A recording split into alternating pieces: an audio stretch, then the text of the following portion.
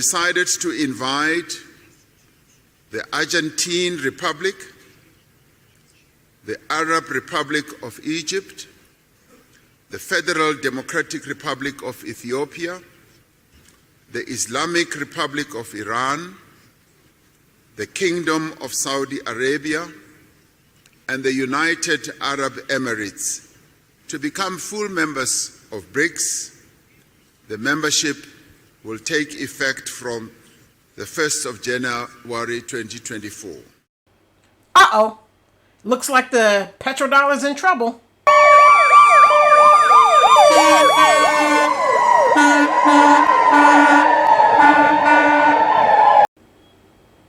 I think we better take a moment to just rewind a little bit and see how this news affects us.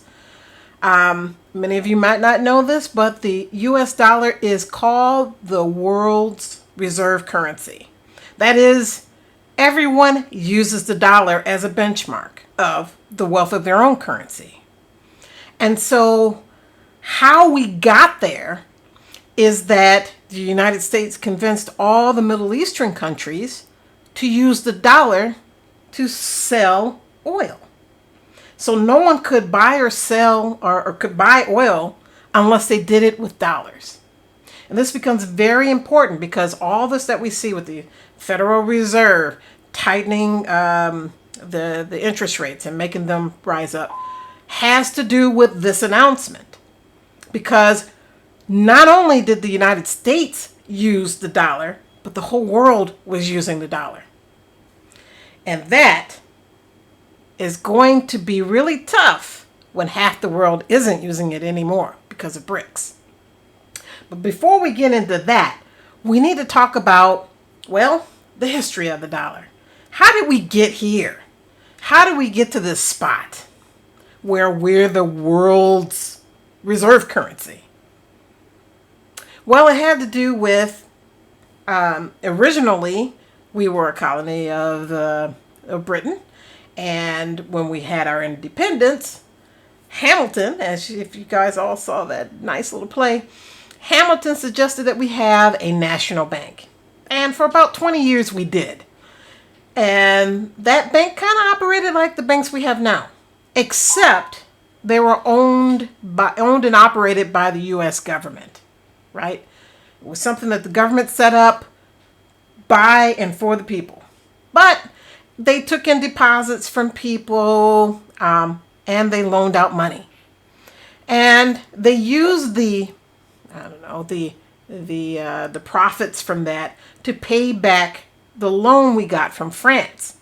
You see, somebody took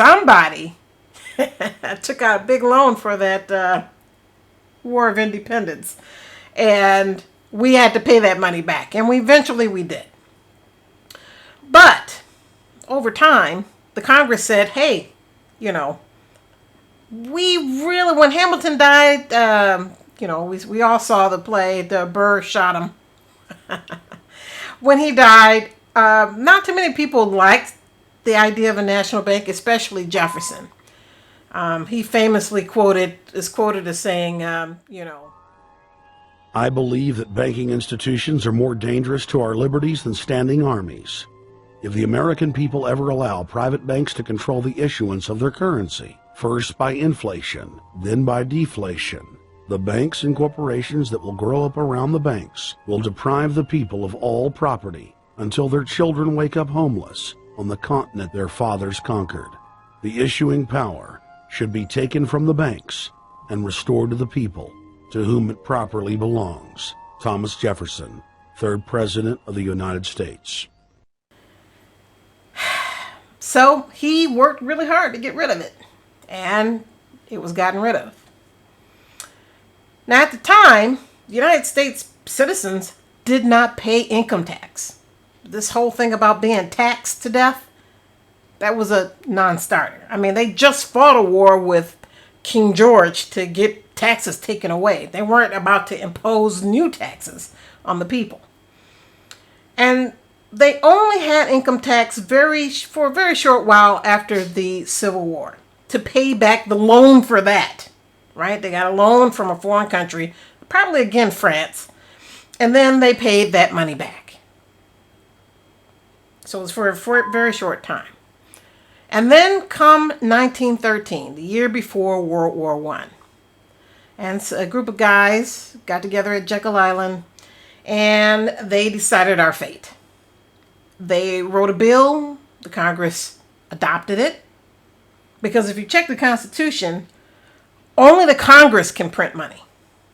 But the Congress gave that away to the Federal Reserve. And a lot of people think the Federal Reserve is a part of the government. Hey, the Congress gave them the right to print money. They must be a part of the government. They're not.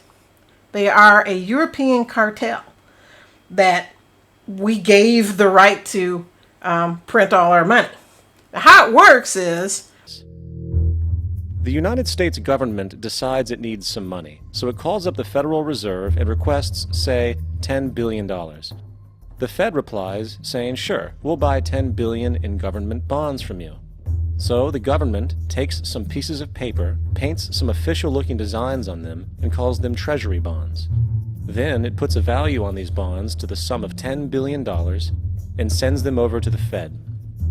In turn, the people at the Fed draw up a bunch of impressive pieces of paper themselves, only this time calling them Federal Reserve notes, also designating a value of $10 billion to the Fed.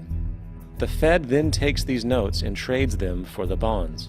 Once this exchange is complete, the government then takes the $10 billion in Federal Reserve notes and deposits it into a bank account.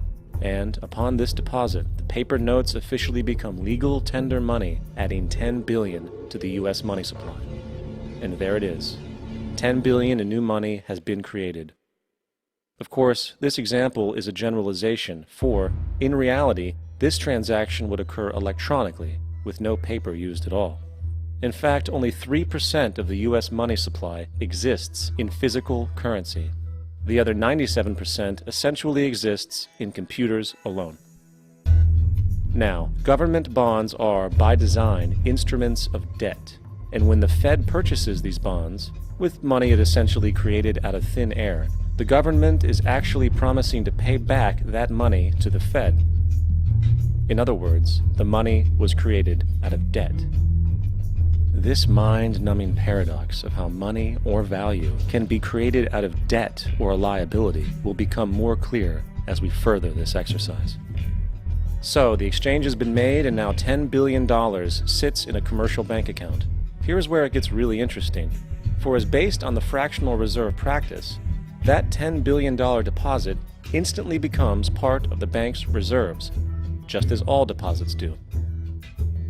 And regarding reserve requirements, as stated in modern money mechanics, a bank must maintain legally required reserves equal to a prescribed percentage of its deposits. It then quantifies this by stating, under current regulations, the reserve requirement against most transaction accounts is 10%. This means that with a $10 billion deposit, 10% or $1 billion is held as the required reserve, while the other $9 billion is considered an excessive reserve and can be used as the basis for new loans. Now, it is logical to assume that this $9 billion is literally coming out of the existing $10 billion deposit. However, this is actually not the case. What really happens is that the $9 billion is simply created out of thin air on top of the existing $10 billion deposit. This is how the money supply is expanded. As stated in modern money mechanics, of course they, the banks, do not really pay out loans from the money they receive as deposits. If they did this, no additional money would be created. What they do when they make loans is to accept promissory notes, loan contracts, in exchange for credits, money, to the borrower's transaction accounts. In other words, the $9 billion can be created out of nothing simply because there is a demand for such a loan and that there is a $10 billion deposit to satisfy the reserve requirements. Now, let's assume that somebody walks into this bank and borrows the newly available $9 billion. They will then most likely take that money and deposit it into their own bank account. The process then repeats, for that deposit becomes part of the bank's reserves. 10% is isolated, and in turn 90% of the $9 billion, or $8.1 billion, is now available as newly created money for more loans. And of course, that 8.1 can be loaned out and redeposited, creating an additional 7.2 billion to 6.5 billion to 5.9 billion, etc. This deposit money creation loan cycle can technically go on to infinity. The average mathematical result is that about $90 billion can be created on top of the original $10 billion. In other words, for every deposit that ever occurs in the banking system, about 9 times that amount can be created out of thin air. Money jitters? Ask the obliging Bank of America for a jar of soothing instant money, M-O-N-E-Y, in the form of a convenient personal loan. So, Our government requests a loan from the Federal Reserve, and they give the federal government the reserve note. So if you take out a $1 bill, you'll see that it says Federal Reserve note on all the bills because it comes from the Federal Reserve. And in return, our government gives the Federal Reserve bonds. Now, a bond is kind of like an IOU. I owe you this much money plus interest. And they're usually 5 to 10 year bonds, right? They mature in 5 to 10 years with the interest that would build up in that point. So they get the principal plus the interest. It's not compound interest. It's just straight interest. Now, for a long time, that's how we did it. I want to say the income tax that you paid went towards paying back that debt, paying back the bond. And anything left over was then put into the Treasury. Fast forward. The bond market was opened up, before that. There was a point when Nixon took us off the gold standard. See, every dollar was backed up by gold. And when Nixon thought that we would default, he just said, well, we're no longer backed by gold. It is just, it's just going to be fiat money. And the supply of it is what's going to determine its value. Now, there are several things that happened in conjunction with that.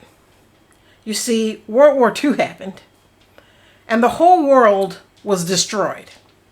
The United States did not have any competitors. We were the manufacturers of the world, kind of like China is becoming today.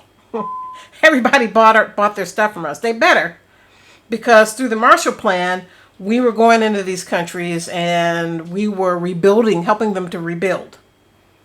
And in return, they would buy our products and let us open up a military base to help keep the peace. So that's how we got in that whole keep the peace kind of thing.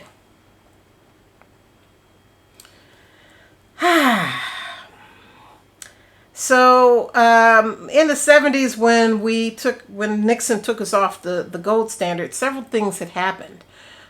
We had opened up our bond market to foreign entities.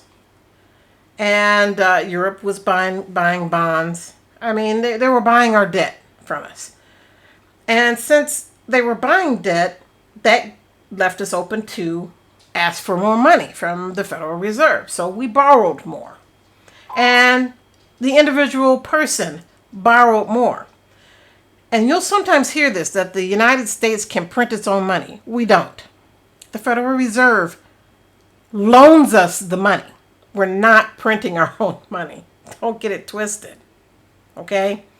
That's the big thing that everybody says. It's like printing our own money if we can just go request a loan and always get what we want. But there were underlying factors to that. The whole world was using the dollar. Now, somewhere in between all of that, we installed the Ayatollah Khomeini in Iran, and Saddam Hussein was also a CIA agent that we put over in Iraq, quiet as all of that's kept. And these were people that helped us to make that deal where all oil would be sold in dollars only. All oil would be sold in dollars. Now, Saddam Hussein, over time, got a little tired of being a little puppet government, and he suggested that he was going to allow the euro to be used as the... And immediately, we invaded on the pretense of 9/11 being Saddam Hussein's fault, which it wasn't. He had nothing to do with it. We knew that. We knew that. But it was more important to keep people using the dollar. Why? Because with the whole world using the dollar, it expanded the money supply, yes. But it also increased the Fed's willingness to loan us money, right? We kind of got used to that. We were spending money like water. We still are, if truth be told, but that's coming to an end. The first sign of trouble was when China stopped buying our bonds, and they started selling them. That happened, I want to say, in the 90s, early 2000s. Russia kind of followed suit. And it was while the dollar was still highly valued around the world. But once China unloaded there, they had the largest, outside of the United States, the largest reserve of U.S. bonds. Japan followed, and soon the whole world was dumping our bonds. Well, that brought the bond price down. And it takes more bonds to pay the Federal Reserve back. So what we did is Social Security started.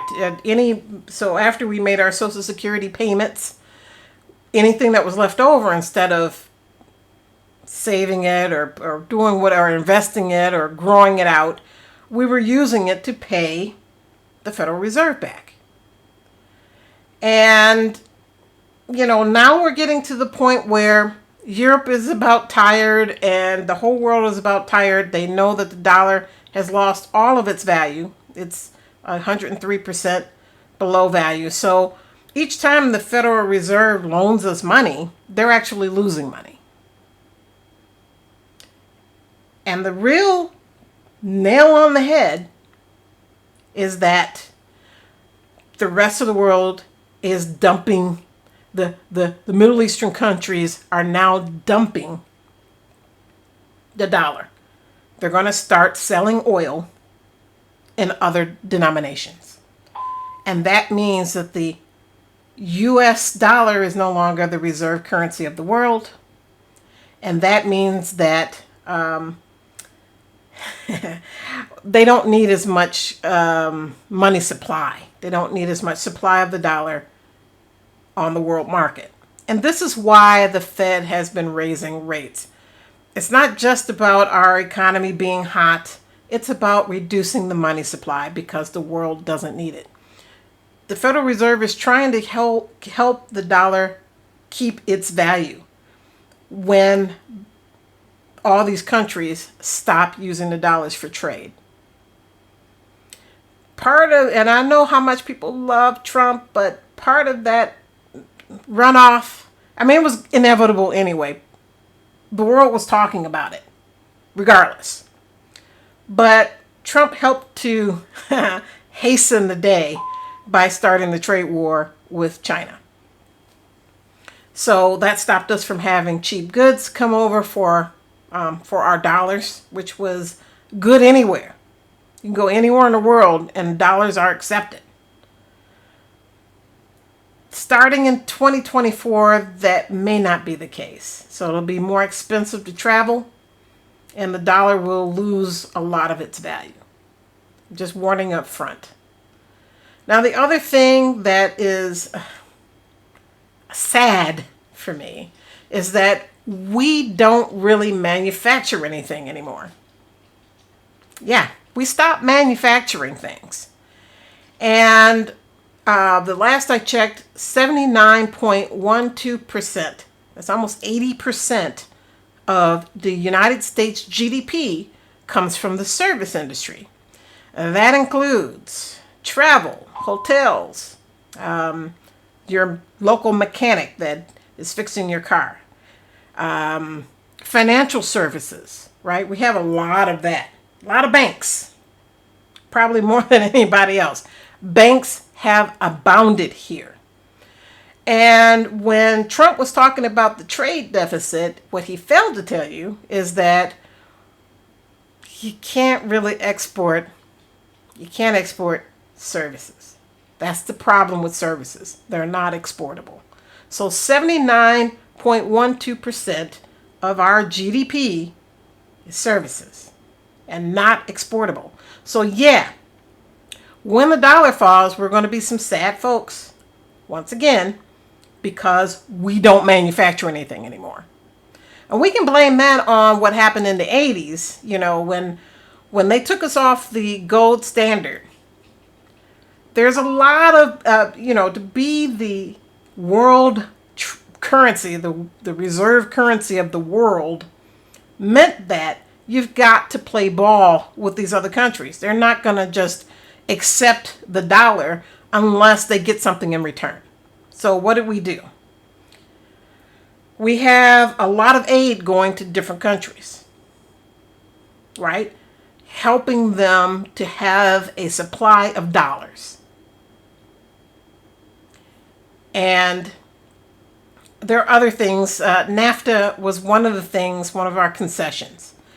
And it not only helped those other countries to accept the dollar as the reserve currency of the world, but it also helped large corporations move some of their stuff offshore so that they could expand their marketplace. You have to remember, after World War II, the world was in shambles, and the only person that was manufacturing anything was the United States. I mean, from China to, Britain, all torn up, tore up from the floor up. But as they began to come online, we needed to stay that major manufacturer. And so NAFTA was to help our companies to have a presence overseas, to be included in those marketplaces. Otherwise, they would have just lost market share. The dollar would have crashed even further, a lot sooner. But now we're at this. This is a whole different thing.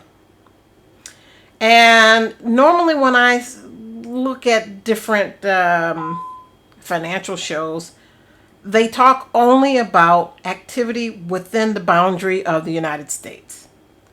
And no one hardly ever mentions this other thing that's happening with the dollar being the reserve currency. I don't know why that's being left out, because that's a big thing. It's not a little thing. It's huge. Huge. What happens when we stop being the reserve currency?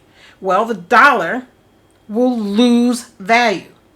And since the Federal Reserve is not a part of the federal government, it is a private corporation, there is no guarantee that they will loan us money. In fact, people are talking about, the SDR and some of these CDRs and all this other stuff. The IMF wants to start its own Bitcoin base and all this other stuff.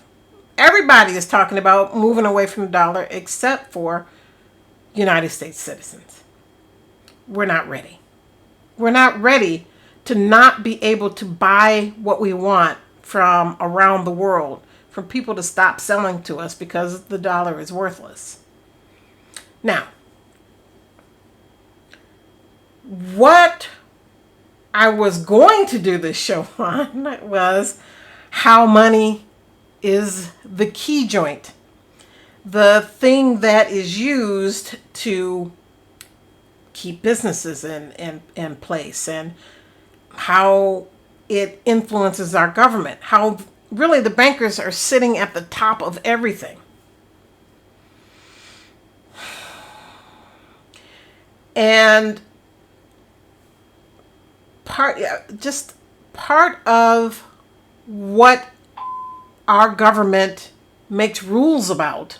I mean, when we see them making rules about things, a lot of it is based on what the IMF and what the Federal Reserve wants. I remember a couple of years back, one of these senators, I forget his name right now, I'll look it up in just a second, wanted to do an audit. No one had ever audited the Federal Reserve. And the Federal Reserve said, no, you can't audit us because we tell you what to do. You don't tell us what to do. We buy into your campaign. You don't buy into ours. In fact, a lot of the people who become presidents or senators usually wind up working for some banking institution once they leave the government. They call it the revolving door, where, people just go back and forth between banking institutions and the government, because really the banking institution runs our government. But that means, what do we, the normal people, do? Do we just wait and sit around with our thumbs in our mouths, sucking our thumb and waiting for the dollar to crash? Here's what I would suggest in prep for this. We need to shut down some bases, some military bases, because people have been making money off of this. But I'm going to tell you, we're going to be stuck with the bill. We need to make sure that we have food growing close to home. It's been a long time since we were drilling oil and getting it from within the boundaries of the United States. We refine oil. We do a lot of that. And then we sell that back out to the world. But our reserves have been going lower and lower and lower. And if Hubert was right, and you can read all about Hubert and his predictions about peak oil and all of that. But if Hubert is right, then we are already reaching peak oil. I mean, if you check on the CIA fact book, you'll see that consumption is already over the production level. So now let's talk about how money is used as a key joint. If you're a corporation, you're selling products, but there is a length of time. Let's say I'm selling a car, but I have to design new cars for the future. I mean, I'm not selling the same model year after year after year, so I have to design it. I have to keep in mind, what's the battery? Are we still using sulfur batteries? Or are we going to lithium like Tesla did? So I have to do research and development. And that's putting money into something before you even sell the product. You don't have a product yet. You're doing your research and development. You're developing things. While you're doing that, before you get sales, you're either taking last year's sales, the stuff that you're already selling, and taking a portion of that and putting it towards research and development, or you're getting a loan. A lot of times they get a loan. So all those people that they're paying on the payroll, they're doing it through loans, and they're going into debt. This is how almost everybody's in debt. When you buy a house, you're not plunking down $50,000, $100,000, $150,000, $250,000 all at once. You're getting a loan. Even if it's a government-backed FHA loan, you're getting a loan. Okay? You're not making enough. Very few of us are making enough to just buy it outright. So loans for cars and homes and whatnot. But from a corporate standpoint, you still got to pay your employees. Even if they're doing research and development, you got to pay them. How do you do that? You get a loan, right? You get a loan and you use the loan against future sales to pay the employees. because you got to pay them. And you got to pay taxes on it, on whatever employees you have. You got to do the whole 9 yards. Okay. So this is how corporations get into debt. Because there are some pre-things that they have to do before they can do sales. And then sales, let's say I buy a car, I get a loan from a bank, or in my case, I buy Ford. My dad was a Ford guy, so he's got me into Ford. And I'll go to Ford Motor Credit, right? Get the full amount of the money, the full loan for the whole car. Ford Motor Credit pays Ford, so Ford has got their money. They're happy. But now Ford Motor Credit, I have to make monthly payments. What if I lose my job and I can't pay anymore? Well, they'll try to repossess the car so they can do a resale. In fact, when you are a banking institution and you get the real good, that's actually a good thing for you, because each time that you can resell this previously made thing, you make more money. Believe it or not. When you look at a bank's balance sheet, money is a liability. For you, it's a positive thing. If you have money, if you have cash, that is a part of your income. But if you're a bank, it's a liability for you. You're trying to get rid of the money because the actual real thing that you can resell is worth more. And that's part one of the game. It's a Ponzi scheme. We all know it. I mean, people who do economics, they know it's a Ponzi scheme. But we all buy into it because, hey, what else can we do? Right? What other system could we use? It's a scam. but what else can we do? It is what works. So we allow ourselves to be scammed. We allow it. Now, here's how banking is a real scam. The application of interest. When the government borrows money from the Fed, or when a person borrows money from a bank, it almost always has to be paid back with accrued interest. In other words, almost every single dollar that exists must be eventually returned to a bank with interest paid as well.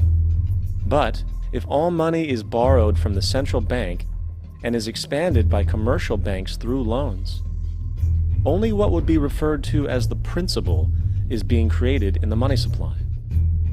So then, where is the money to cover all of the interest that is charged? Nowhere. It doesn't exist. The ramifications of this are staggering, for the amount of money owed back to the banks will always exceed the amount of money that is available in circulation. This is why inflation is a constant in the economy, for new money is always needed to help cover the perpetual deficit built into the system, caused by the need to pay the interest. What this also means is that mathematically, defaults and bankruptcy are literally built into the system, and there will always be poor pockets of society that get the short end of the stick. An analogy would be a game of musical chairs, for once the music stops, somebody is left out to dry. And that's the point. It invariably transfers true wealth from the individual to the banks. For if you are unable to pay for your mortgage, they will take your property. This is particularly enraging when you realize that not only is such a default inevitable due to the fractional reserve practice, but also because of the fact that the money that the bank loaned to you didn't even legally exist in the first place. But the thing about money, the really tricky part about it, and I'm going to scroll this up in my notes here. Now, what's supposed to happen as you pay off a loan, the money is supposed to be destroyed. We don't know if that actually happens or not, because we are not allowed to look at the Federal Reserve's balance sheets. We're not allowed to audit their books. So we have to take it on faith that that's what they're doing. But that's what they're supposed to do. They're supposed to destroy the money out of the money supply the minute that we pay off a loan. Now, when we don't pay off the loan, the bank has the right to come in and confiscate whatever it is. So if you buy a house and you get a loan for a house, when you don't pay your mortgage, why, they foreclose on your house. And they own the house. And when it gets resold, it's the bank that's reselling it, giving out a new loan, which comes from out of nowhere. I mean, the money, you request it, right? You request the loan, and they give it to you. And if the next person defaults on it, they take the house back, so they get the good again, and they resell it again for whatever the market will bear.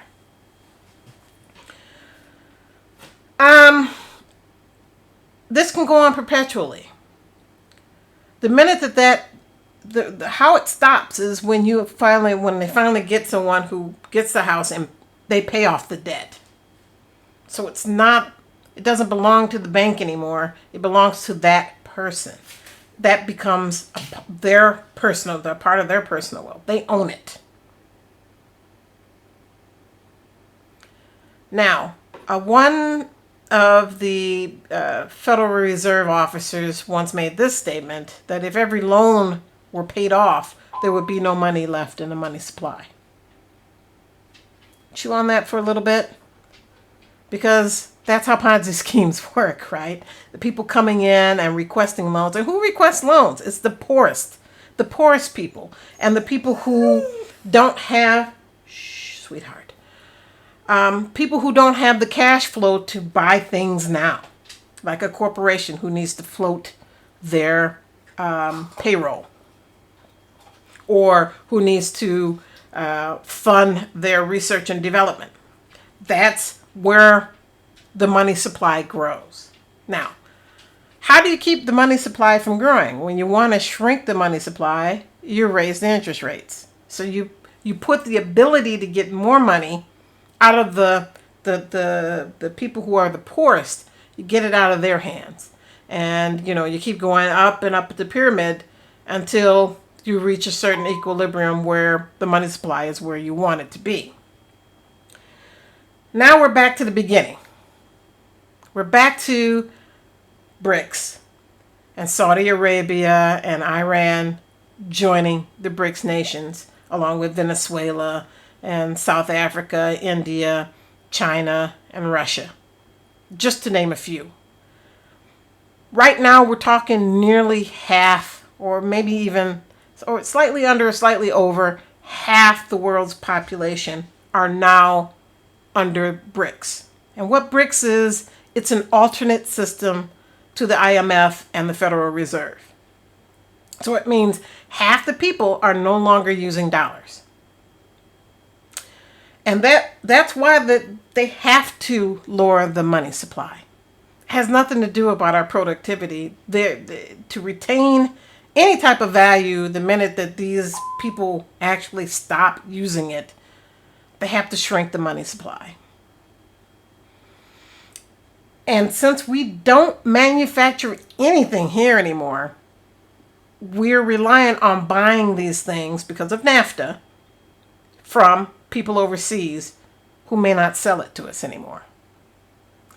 So here is what I suggest, that we start prepping for this. I hope this gets out to somebody who can verify what I'm saying. As I said, we probably need to close a few of these bases that we have. That would be the smart thing. We need to start building aeroponic and hydroponic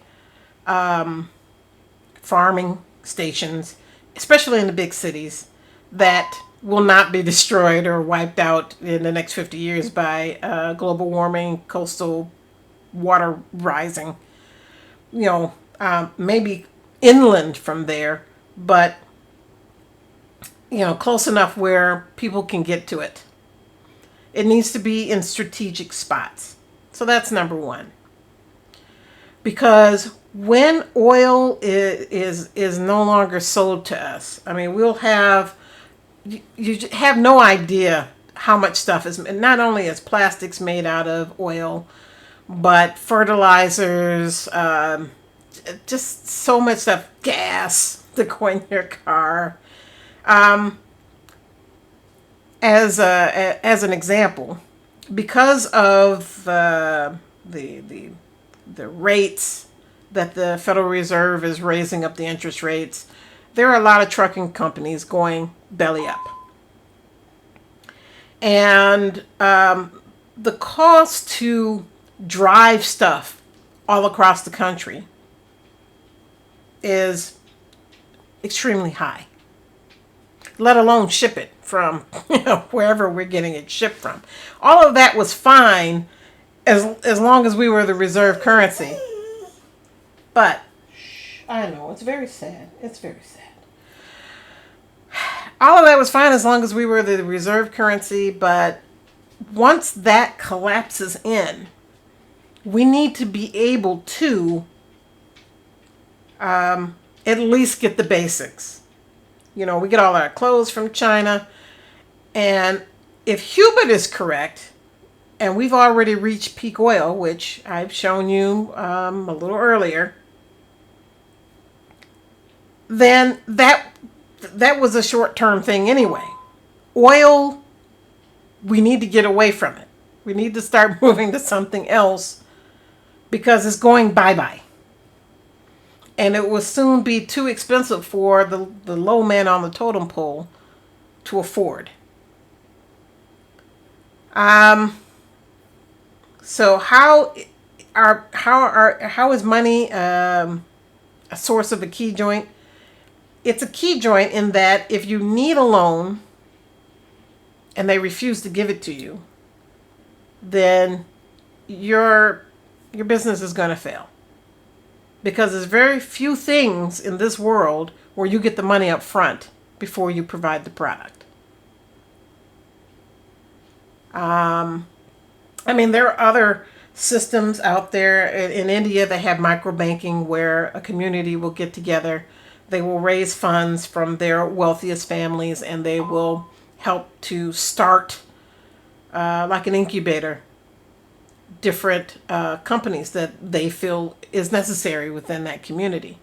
We are very individualistic, hard to get, and if we do start that, we won't know if somebody's going to run off with all the money, because that's what we do. That's how we do it.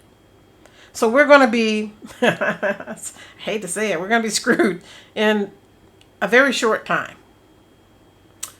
And I wish that was not the case, but it is what it is.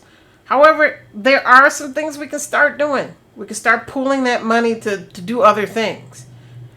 The people who are going to stick with us, we probably, the United States has this thing that they do where they pay other countries to be our friend. I mean, we give money, aid to a lot of different countries. And that's why they stick with us. I don't know how long that's going to last. There are a lot of people who, they see foreigners and they're like, foreigners are taking a blah, blah, blah, blah. The foreigners that you see over here, not the ones from Mexico, perhaps, not the ones sneaking over the border, but the other foreigners, the ones from China, the ones from India, these are their elite. They're here to get a visa, a work visa. It's highly expensive. You're talking $15,000 to $30,000. Dollars. Not rupees, dollars. So these people are pretty wealthy from their own country. And they come here to,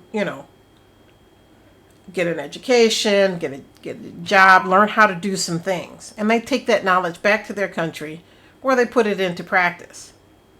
I mean, this is how India became a big IT hub. They learned it from here. I mean, we invented computers here. We invented programming here and programming languages here. And then we've got a lot of our own citizens who don't want to know anything about it.